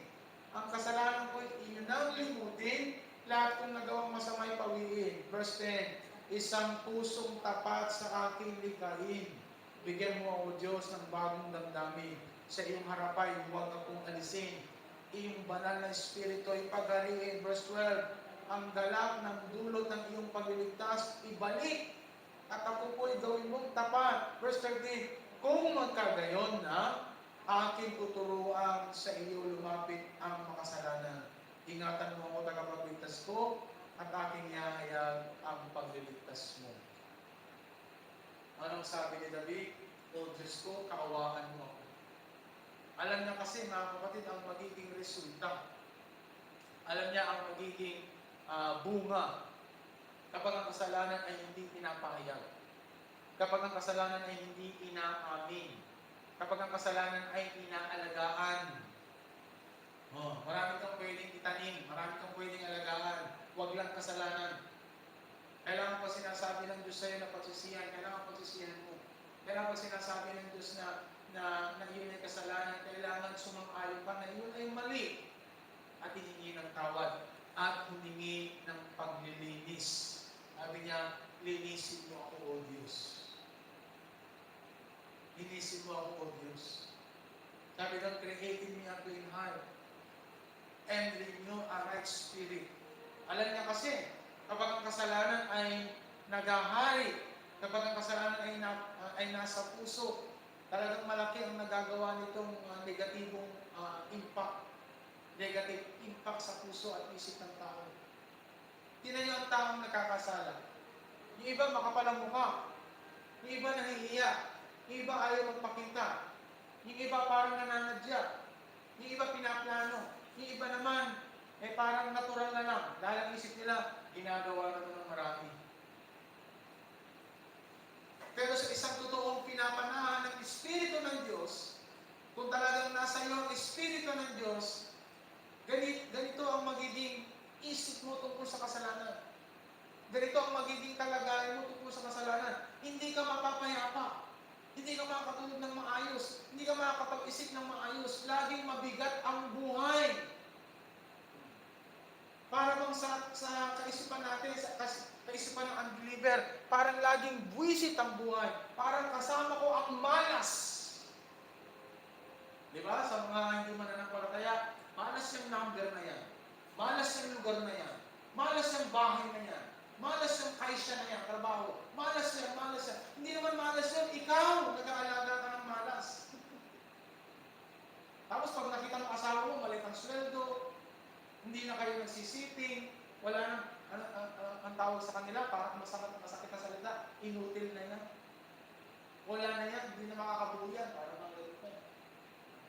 Sa ibang kumpanya naman, porque ganito, porque ganyan, sisiraan mo, ganyan na yan. Sabi mo, malas yan. Sa Bible, may nabasa ba kayong malas? May nabasa. Kung may nabasa kayo, sabihin nila kayo verse. Magkakansa tayo. Wala ka rin mababasa ang maswerte. So, walang malas, walang maswerte. Kasi ang Diyos tiyak, alam niya kung sino yung mapalad, alam niya kung sino yung masama, alam niya kung sino yung maliligtas, alam niya kung sino yung mapapahamak. Alam na Diyos lahat yun. Alam din niya kung anong iniisip mo ngayon. Alam din niya kung anong sitwasyon mo ngayon. Alam din niya kung anong patutunguhan ng ginagawa mo kapag hindi ka tumigil, kapag hindi ka nagsisi, kapag hindi ka nagbago. Alam din ng Diyos yun. Kaya kung lalabas ka rito, mabigat pa rin ang iyong kalooban. Kung lalabas ka rito na parang ganun lang, okay, siguro ito lang ang kalooban ng Diyos, mamamatay akong mahirap, walang pinag-aralan. Hindi ganun ang kalooban ng Diyos. Salisikin mo ang kalooban ng Diyos. Kung sasalisikin mo ang kalooban ng Diyos, napakahalaga ka sa Diyos. Mataas ang tingin sa iyo ng Panginoon. Kasi nilikha ka niya, kawangis ka niya. Kaya kung si Kristo nagtagumpay, gusto rin niya magtagumpay ka. Diba? Lahat ng ipinakita ng Panginoon Jesus nung siya'y nasa lupa pa sa kanyang mga kababayan. Paano niya pinagaling ang may ketong? Yun ang number 1 disease sa kanila. Ketong. Sa atin, COVID. Yun ang number 1 disease sa kanila. Wala pang nakitang cure. Sa ngayon, meron ng cure sa ketong. No? Meron ng gamot sa ketong na yun. Noon yun ang nakakadiling sakit. Biglang tumutubo sa'yo. Mabaho. Parang may nana-nana. Ang pangit na ng baho. Kaya ang ginagawa sa kanila, hinihiwalay. Hinihiwalay sila. And then, hindi pa yun. Ano pa? Yung sinasapian ng masamang espiritu. Sino pa? Yung mga pingkaw. Lahat ng mga negatibo, lahat ng mga sakit, nandoon, naglabasan sa panahon ni Jesus. Pero anong ginawa ni Jesus? Nung lumalapit ang mga may sakit, nung nilalapit kay Jesus yung mga patay, nilalapit kay Jesus yung mga inaanihan, anong ginagawa ni Jesus? Pinalaya, pinagaling, pinatawad, ano pa? Maraming ginawa si Jesus. Bakit? Anong revelation yun? Ano yung revelation yun? Kapag nandyan ang hari na nagbibigay buhay, kapag nandyan ang hari, walang kasalanan, walang kasamaan, walang sakit at karamdaman, walang kahirapan, ang mananatili sa lugar. Bakit? Kasi ang Diyos, yun ang kanyang original design sa bawat isa sa atin. Ang disenyo niya, si Adan ba nagkasakit? Si Adan. May nabasa kayo si Adan nagkasakit, nagka-COVID? Wala. May nabasa pa kayo si Adan nagutom? Wala. Nung panahon sila nasa paraiso pa, wala akong makikita. Kahit wala silang brando, buhay sila. Kahit wala silang internet, buhay sila. Kahit wala silang mga material na natin sa mundo natin ngayon, buhay sila. Kasi yun ang disenyo ng Diyos sa kanila. Kasama niya ang presensya ng Diyos. Wala silang pangangailangan iba. Lahat ng pangangailangan nila nandoon na. Ngayon, nung nagkasala ng tao, kailangan natin ng damit. Kailangan natin ng kotse. Kailangan natin ng bahay. Kailangan natin ng kama, table, microwave, washing machine. Kailangan natin ng mga lahat ng bagay na yan. Tanong ko sa inyo, si Adan ba at si Eva may inaati ng church? Wala rin. Kaya nung ang Panginoong Jesus ay bumalik sa lupa at nung sinabi niya sa Matthew chapter 4 verse 17, repent for the kingdom of God is at hand. Nais siyang ibalik sa tao ang kaharian. Dahil sa kaharian, yun ang ating kailangan. Mabalik tayo sa kingdom concept. Kasi yun ang gusto ng Diyos. Kaya lang sa buhay natin ngayon, kaya tayo nagkakaganito, kaya nakakaganyan ang buhay ng bawat isa. Kasi mayroong mga bagay sa puso mo na hindi mo pa sa Diyos. Kailangan tayo mag-aminan sa Diyos. Aminin sa Panginoon. Katulad ng ginawa ni David. I acknowledge my sin. Inamin ko ang aking kasalanan. Wala akong inilihim. Ipinahayag ko ang aking kasalanan. At pinahayag ko yun, ito ang naging resulta. Nakatanggap ako ng kapatawaran. Kaya anong sinabi ni Nathan? Ikaw yung David! Anong sabi ni David? Tunay na ako'y nagkasala. Pag inaamin natin sa Diyos tayo ng hina, nagkamali, nadapa, o nakagawa ng sadyang kasalanan, makakaasa tayo na tayo pagkakawain. Huwag mo nang alagaan ng kapatid. Huwag mo nang alagaan. Ang sarap ang buhay ni David. Nung nalaman niya, sabi sa kanya ni Nathan, pinatawad ka ng Diyos. Pinatawad ka ng Diyos. Diba ang sarap malaman yun? Ang sarap maipahayag na pinatawad ka na. Pag sinabi pinatawad ka na, hindi ka na paparusahan.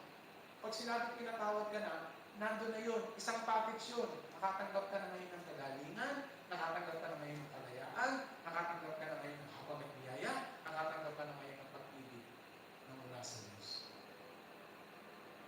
Kaya pag sinabi ng Diyos, anak, pinatawad na kita, ano bang ginagawa mo? Ay, pinatawad ka na, ibig sabihin ba, papatuloy ka pa sa pagkakasala? Ay, siyempre hindi na. Bakit? Pinatawad ka rin. Ano sabi ng Romans chapter 6? Kung totoo pinatawad ka na, totoo kang mananampalataya, dapat ito na ang ginagawa mo. Romans chapter 6. Ano sabi doon? Verse 1. Ano ngayon ang sasabihin natin? Patuloy ba tayo magkakasala upang sumagana sa atin ang kagandahang loob ng Diyos? Ano sagot? Verse 2. Hindi. Tayo patay na sa kasalanan. Paano pa tayo makukuha sa pagkakasala? Verse 3. Hindi ba ninyo alam na tayo lahat na nabautismuhan kay Kristo Jesus ay nabautismuhan sa kanyang kamatayan? Verse 4. Sa makatuwid, tayo namatay na at inilignan kasama niya sa pamamagitan ng bautismo upang kung paanong binuhay muli si Kristo sa pamamagitan ng dakilang kapangyarihan ng Ama, tayo rin ay magkakaroon ng panibagong buhay. So may bago na tayong buhay. Ay masabi sa 2 Corinthians 5:17, ang sino man nakipag-isa kay Kristo ay bago ng nilalang, wala na ang dati. Ang lahat ay bago na. Kasi tinatawag ka na. Okay, pag tinatanong ng Diyos, anak, ano pang ginagawa mo? Nakakaano ko sa Facebook at sa anong ginagawa mo? Anong ginagawa mo pa? Bakit lagi kang nandiyan sa gilid? Bakit lagi mong pinapahirapan ang sarili mo? Bakit lagi mong iniisip yung nakaraan? Bakit lagi mong pinapayagan magmulto yung mga dati? Pinalaya ka na doon, pinatawag ka na doon. Kaya ang gagawin mo ngayon, sumamba, maggalak. Maggalak ka sa Panginoon dahil alam mo, pinatawag ka na. Kaya palayasin mo na yung mga dumi. Dumi sa kaisipan, dumi sa kalooban, dumi sa nakaraan. Alis. Bago na. O ngayon, bago na ang presidente. Siyempre, anong gagawin? Yung mga, aalis sa pwesto. Bago na yan. Ngayon, kung meron man i-appoint si BBM na bago na dati sa administrasyon ni Duterte, okay lang yun. Pero lahat mababago. May mga mababago. Kasi may mga mababago. Kasi aalisin na yung mga luma. May mga bago ng batas, may mga bago ng senador, may mga senador na maidadagdag na. Meron ibang may babalik sa dating posisyon. Kasi pag hindi maalis yung luma, hindi may papasok yung bago. Sa buhay mo, di ba? Kung lagi kang luma, paano papapasok yung bago? Bagong kaisipan, bagong damdamin, bagong pananalita. Kaya alam niyo mga kapatid, pag tayo mga Kristiyano, nag-speaking in tongues, galit yung iba kasi hindi namin maintindihan.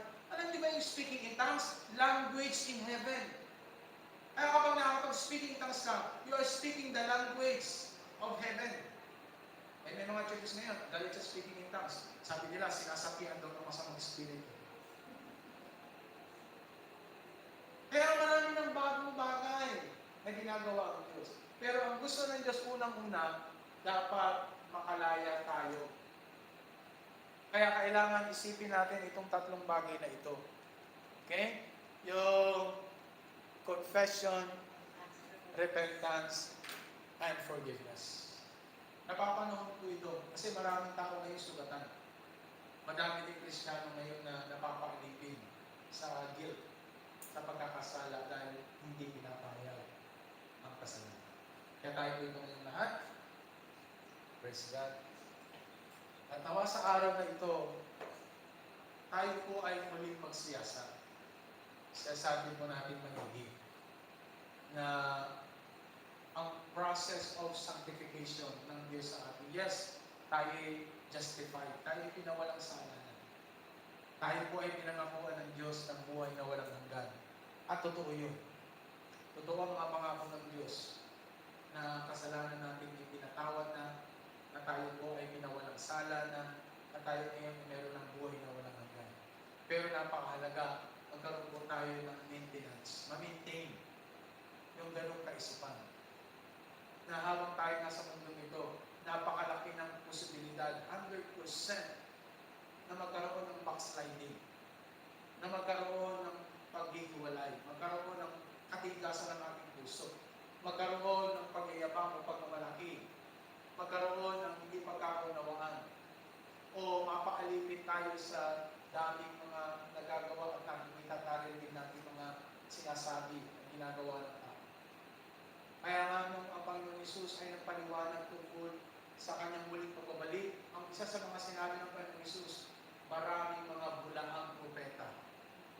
Gagawa sila ng himala upang iligaw maski ang mga hinirang ng Diyos. Bakit niya sinabi yun? Kasi meron talagang madadaya. Meron talagang magbabackslide. Meron talagang lalayo. Maski alam niyo ba ang pinakamatinding verse niya sa Bible ay yung nakalagay sa John chapter 6, verse 66. Nung nagturo ang Panginoon about Holy Communion, nung sinabi niya na ang aking katawan ay tunay ng pagkain at ang aking dugo ay tunay ng inumin. Pag binasa niyo yung verse 66, at mula noon, marami na sa kanyang mga alagad ang hindi na nagpatuloy o sumunod sa kanya. Anong sabi ni Jesus? Simula't simula pa, alam na ni Jesus kung sino yung sumasampalataya sa kanya at yung hindi sumasampalataya sa kanya. Kaya hindi nakakapagtaka kung ang church ay dumarami o kumukunti. Ang maaaring sabihin natin na nagkulang ang pastor, nagkulang ang membro, o dahil may ganito o may ganyan.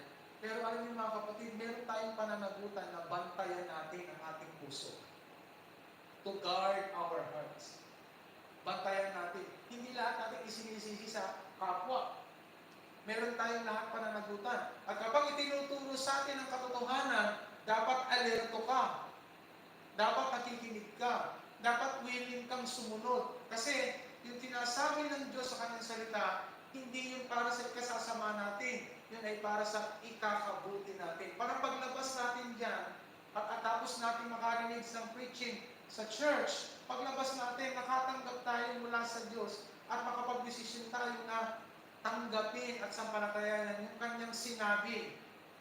Kaya yung sinabi ni David, yung kanyang hugot, mapalad ang taong pinatawad na. May kagalakan ng taong pinatawad na. Kaya nawa pagtapos ng service na ito, paglabas natin yan, pag natapos na ang preaching na ito, nawa magkaroon tayo ng pagbubulay-bulay sa ating isip. Dahil ang sabi ni David, gusto na din natin maranasan yan.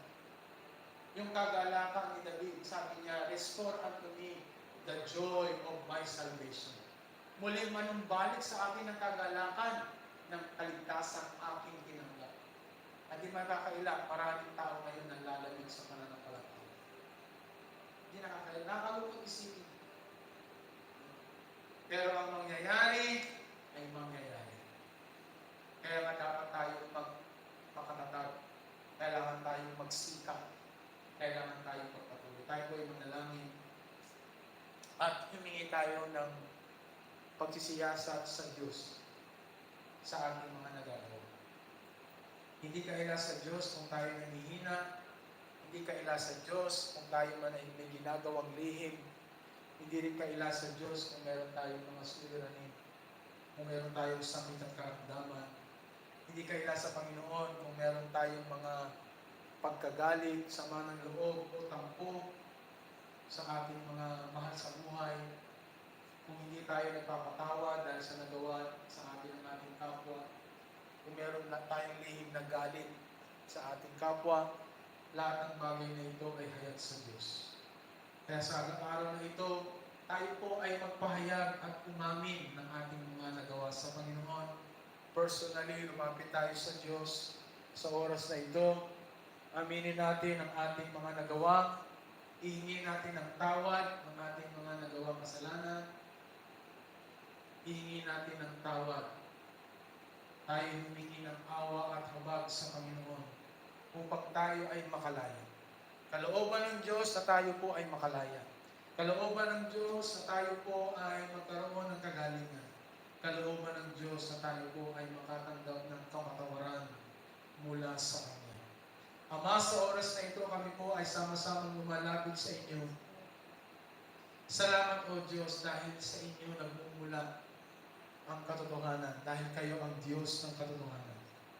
Salamat Panginoon sapagkat ang lahat ng bagay na nangyayari, ito man ay sa pamilya namin, ito man ay sa ministry, ito man ay sa trabaho, ito man ay sa personal na kalagayan. Panginoon, salamat dahil ang mga pangako, ang iyong mga salita, ang iyong mga pagtuturo, ang iyong mga utos ay para sa ikakabuti namin.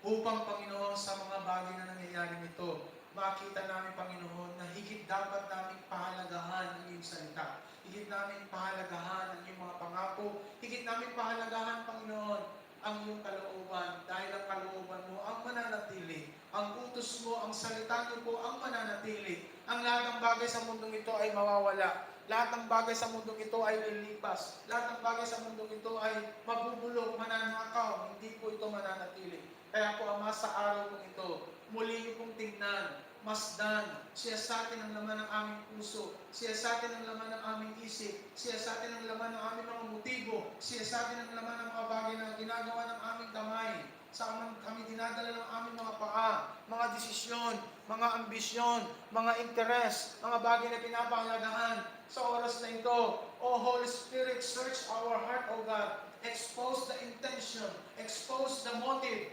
expose the desire of our heart. Panginoon, anumang bagay sa aming puso na kumakalaban, anumang bagay sa aming puso na taliwas, anumang bagay, Panginoon, na nasa aming puso na hindi nyo kinalulugdan. Sa oras na ito, Panginoon, durugin nyo, Panginoon, ang mga bagay na ito. Alisin nyo sa amin ang mga bagay na ito. Linisin nyo po kami sa mga bagay na ito, Panginoon. Palayain nyo kami sa mga bagay na ito, O Diyos. Alisin niyo po ang kalawang, ang dumi, ang mga basura sa aming isip, Panginoon. Alisin niyo po, Panginoon, O Lord God, sa aming kalooban, Panginoon, ang katigasan ng puso. Alisin niyo sa aming isipan ang pagkukunwari, ang pandaraya, ang panlilinlang, ang mga bagay, Panginoon, ng pag-iimbot, anumang mga bagay na marumi sa aming buhay, Panginoon. O Diyos, linisin niyo po kami, Panginoon. Palayain niyo po kami sa mga bagay na ito, sa mga nakaraan, sa mga bagay na mga nagawa namin na hindi pa namin pinapahayag sa iyo. Mga kasalanan, Panginoon, na kitang-kita namin. Na alam niyo, Panginoon. Lord, sa araw na ito, kami po ay humingi sa inyo ng habag at awa, Panginoon, na magkaroon ngayon ng spiritual cleansing, O God. Paglilinis, Panginoon, sa aming puso, sa aming isip, Panginoon.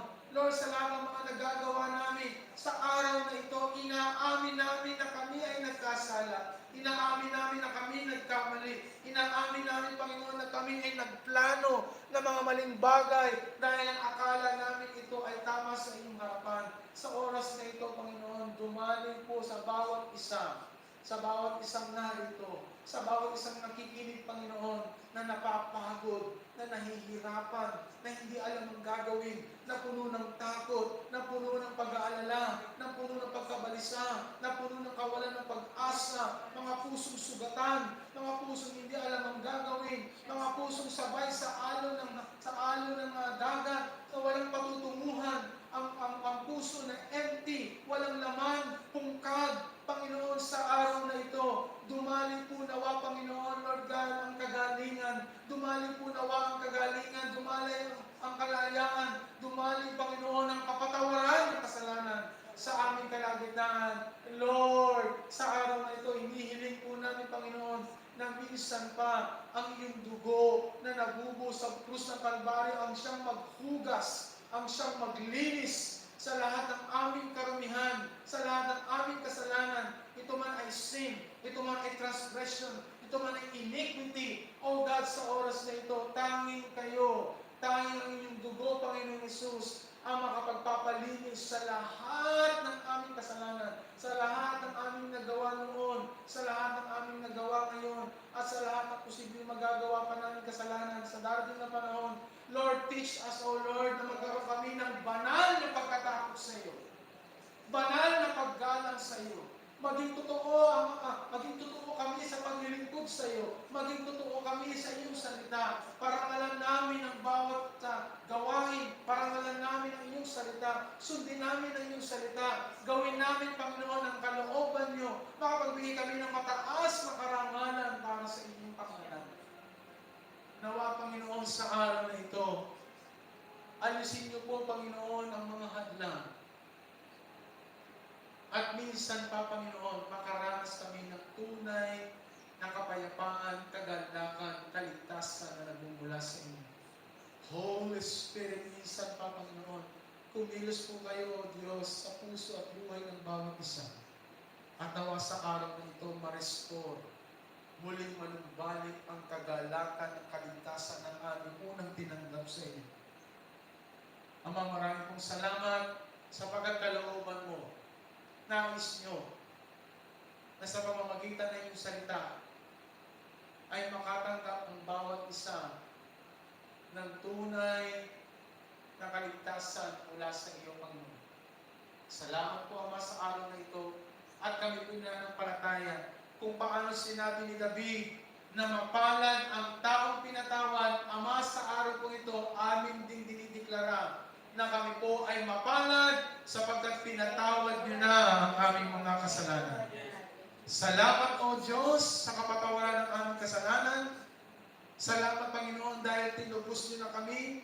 Salamat, Panginoon, dahil kami inyo nang pinagaling.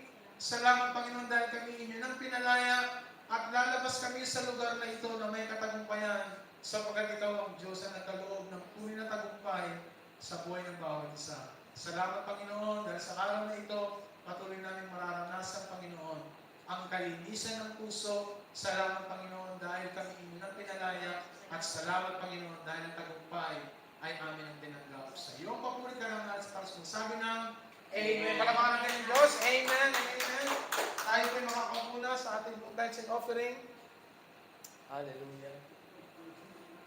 Habang hinahanda po natin yung ating pong pagbibigay sa oras po ito, mag-isa pa po tayo mapalalahanan na tayo po ay nagpapatuloy sa ating Bible study every Saturday at 8 hanggang 9. At ang ating pong gawain every Sunday, tuloy-tuloy pa rin po dito sa lugar ng Diyospi.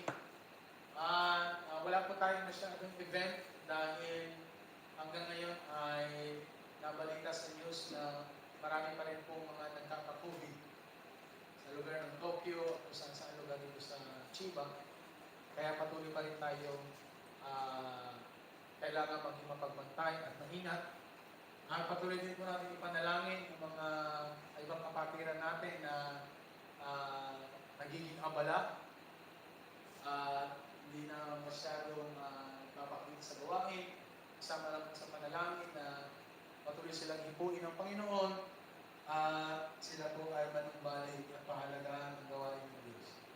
Sa papang announcement, patuloy din po natin ipanalangin ang ating bansang Pilipinas at sa pangunguna ng bagong presidente, patuloy natin pag-pray si Bongbong, si Sara Duterte at ang kanilang administrasyon na nawa sa buong 6 na taon na kanilang pangunguna ay maipanumbalik ang sigla at ekonomiya ng Pilipinas at sa lahat ng mga uuwi natin na mayroon pong pangako ng Diyos sa bansang Pilipinas at nawa ito'y matupad sa panahon ni Bongbong Marcos. Diyos. At natin pag-pray ang mga Pilipino, ang mga ibang kulay na magpasakop na, mawala na ang bitter, hindi na sila maging bitter, kundi makalaya na sila doon sa maling kaisipan.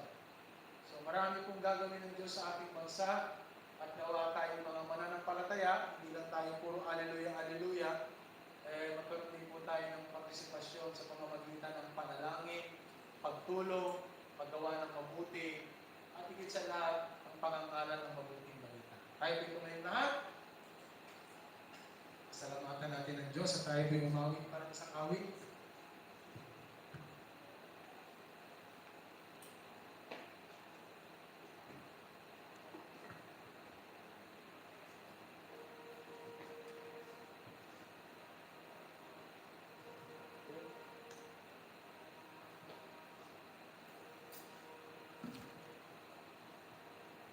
Para magpapropeta din.